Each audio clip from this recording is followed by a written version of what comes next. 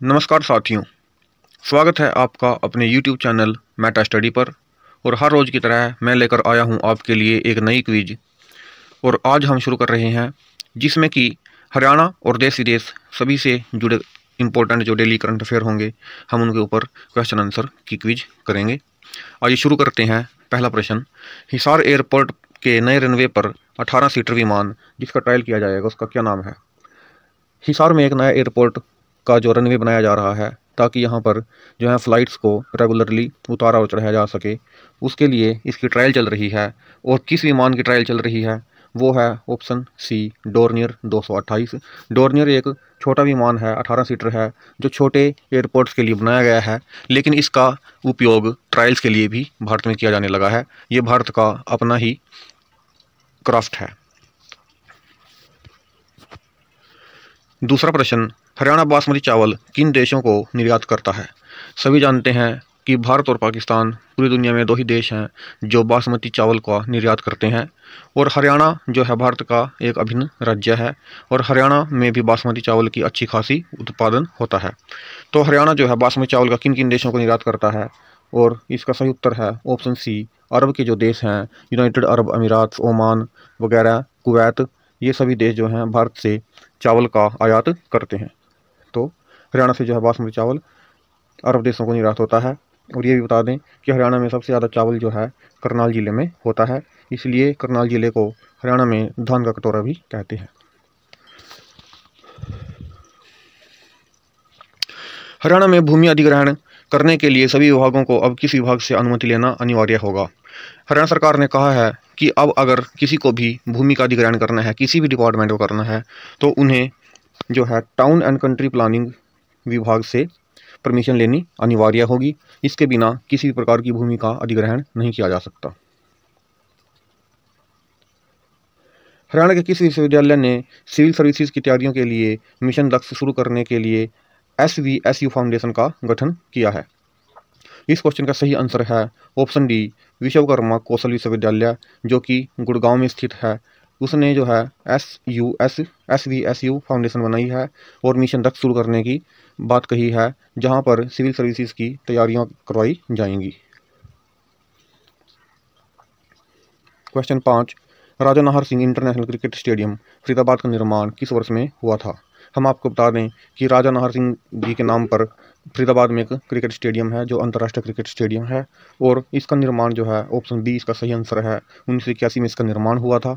और इसका अब जो है दोबारा से पुनर्निर्माण कार्य जारी है, जो कि 2016 से ही चल रहा है, ताकि इसको दोबारा से अंतर्राष्ट्रीय स्तर के मैचेस के लिए बनाया जा सके। पुजारियों और पुरोहितों की न्यूनतम आय सुनिश्चित करने के लिए मुख्यमंत्री ने किस बोर्ड के गठन की घोषणा की है?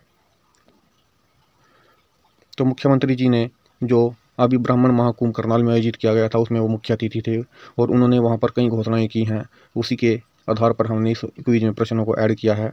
और उन्होंने घोषणा की है, ऑप्शन बी इस क्वेश्चन का सही आंसर है, पुजारी पुरोहित, इसका सही आंसर है सी, पुजारी पुरोहित कल्याण बोर्ड। मुख्यमंत्री ने इस बोर्ड के गठन की घोषणा की है ताकि पुजारियों और पुरोहितों को उनके कौशल के आधार पर एक न्यूनतम वेतन दिया जा सके।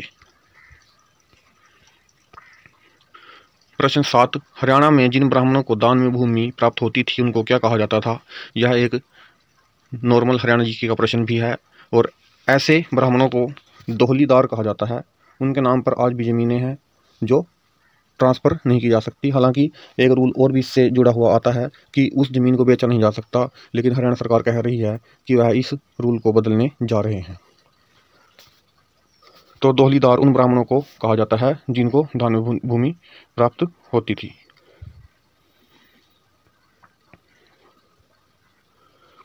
प्रश्न 8, मुख्यमंत्री की घोषणा के अनुसार कैथल में बनने वाले कॉलेज का नाम किसके नाम पर रखा जाएगा?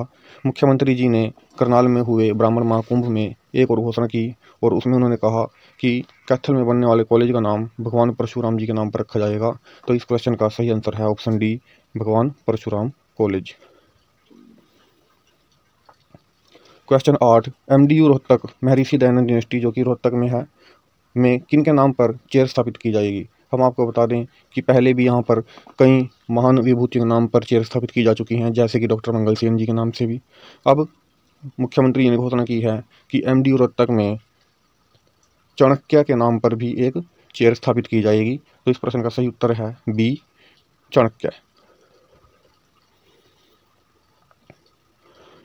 अब जो अगले करंट अफेयर आएंगे वह हरियाणा से बाहर यानी कि भारत और देश विदेश से जुड़े मामलों से हैं, क्योंकि CET और ग्रुप डी हरियाणा में जितने भी एग्जाम होते हैं सभी में लगभग 10 प्रश्न जो हैं नॉर्मल जो स्टैटिक नॉलेज होती है उससे भी आते हैं और करंट अफेयर से भी आते हैं, इसलिए हमने इनको भी इसमें शामिल किया है। हम डेली बेसिस पर ये क्विज बनाएंगे जिसमें हरियाणा और अन्य सभी चीज़ों से संबंधित करंट अफेयर शामिल होंगे। नवा प्रश्न है, कौन सा अरब देश चांद पर रोवर भेजने वाला पहला देश है? ऑप्शन है ओमान, UAE, कुवैत और कतर। इस प्रश्न का सही उत्तर है UAE। UAE ने ही पहले भी चांद पर एक मिशन भी भेजा था। उस वक्त भी ये पहला अरब देश था। उस मिशन का नाम था होप मिशन इन्होंने चांद पर भेजा था। यह पहला अरब देश था जिसने चांद पर अपना मिशन भेजा था। अब ये पहला अरब देश है जिसने चांद पर रोवर भेजने का काम किया है। 10वां प्रश्न, NCAP के आंकड़ों के अनुसार भारत का सबसे प्रदूषित शहर कौन सा है? NCAP का जो फुल फॉर्म है वह है नेशनल क्लीन एयर प्रोग्राम, जो कि 2008 में शुरू हुआ था। और ये जो है टाइम से अपने आंकड़े जारी करते हैं। इनके जो है ताज़ा आंकड़े हैं उनके अनुसार भारत का सबसे प्रदूषित शहर धनबाद है, जो कि कहाँ पर स्थित है? झारखंड राज्य में स्थित है। 11वां प्रश्न, इंडियन ओलंपिक एसोसिएशन के अध्यक्ष किसे बनाया गया है? ये मामला पिछले कई महीनों से तूल पकड़ रहा था, क्योंकि इंटरनेशनल ओलंपिक संघ ने भारत के जो ओलंपिक एसोसिएशन है उसका लाइसेंस रद्द कर दिया था और कहा था कि एक नया अध्यक्ष हो जो कि सदस्यों की वोट से बने।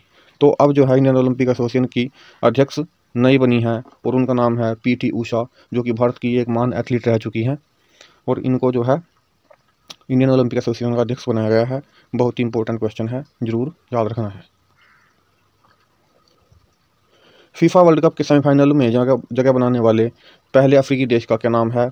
इस देश का नाम है ऑप्शन डी, मोरक्को। मोरक्को एक पहला अफ्रीकी देश है और ये पहला मुस्लिम देश भी है जिसने कि FIFA वर्ल्ड कप के सेमीफाइनल में जगह बनाई है। कौन सा भारतीय खिलाड़ी विश्व में शतक लगाने के मामले में दूसरे नंबर पर आ गया है? इस क्वेश्चन का सही उत्तर है विराट कोहली। विराट कोहली सचिन तेंदुलकर के बाद पूरे विश्व में शतक लगाने के मामले में दूसरे नंबर पर पहुंच गए हैं, सभी फॉर्मेट को मिलाकर। वनडे मैच में सबसे तेज दोहरा शतक लगाने वाले खिलाड़ी का क्या नाम है? अभी हाल ही में जो है भारत के खिलाड़ी ईशान किशन ने वनडे मैचेस का सबसे तेज दोहरा शतक लगाया है 126 गेंदों में। आपको ये जरूर याद रखना है कि इस खिलाड़ी का नाम है ईशान किशन। कई प्रकार के एग्ज़ाम्स जिनकी भी आप तैयारी कर रहे हों, चाहे वो सेंटर के हों, चाहे वो हरियाणा के हों या किसी अदर स्टेट के हों, सभी में ये क्वेश्चन आ सकता है और ये करंट अफेयर आपको ध्यान से करने चाहिए। आज की क्विज का आखिरी प्रश्न, नासा के आर्टेमिस 1 मिशन में गए स्पेसक्राफ्ट का क्या नाम है? ऑप्शन है क्यूरियोसिटी, जून, ओरियन, फोनिक्स। इस स्पेसक्राफ्ट का नाम है ऑप्शन सी, ओरियन। यह अभी धरती पर लौटा है और यह आर्टेमिस मिशन जो कि चांद पर इंसान को भेजने का नासा का मिशन है, क्योंकि 1969 में जब नील आर्मस्ट्रांग चांद पर गए थे उसके बाद से अब तक कोई भी इंसान चांद पर नहीं गया है। तो नासा ने चांद पर इंसान भेजने के लिए एक नया मिशन लॉन्च करने की बात कही है और वो है आर्टेमिस मिशन। इसका जो है पहला पार्ट था उसमें जो है ओरियन स्पेसक्राफ्ट को चांद पर भेजा गया था बिना किसी इंसान के। अब इसका जो दूसरा पार्ट है वो 2024 में लॉन्च होगा। उसमें जो है 4 क्रू मेंबर हैं जो चांद पर जाएंगे। तो दोस्तों, आज की क्विज आपको कैसी लगी ये कमेंट सेक्शन में जाकर कमेंट करके ज़रूर बताएं। और इस प्रकार की क्विज़ के लिए हरियाणा में HSSC ग्रुप डी, सी सभी प्रकार की भर्तियों की तैयारी के लिए हमारे चैनल को सब्सक्राइब करना ना भूलें।